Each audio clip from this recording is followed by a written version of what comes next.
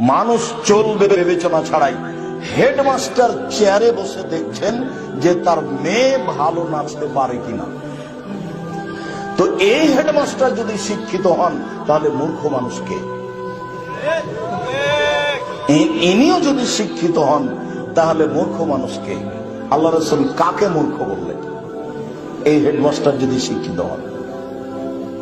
তোমাদের সামাজিক chairman member যদি নিয়মিত থিয়েটার যাত্রা মেয়েদেরকে নিয়ে এসে গান মেয়েদের ব্যবস্থা করে নাচের, তাহলে সমাজ সেবক যদি এই হয় তাহলে সমাজের ক্ষতি করে কে?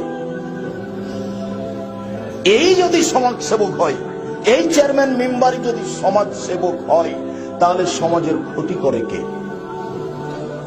ও নিজেই জানে না সমাজ সেবক কাকে বলে, হেডমাস্টার নিজেই জানেন না হেডমাস্টার কাকে বলে, লেখক নিজেই বুঝেন না লেখক কাকে বলে,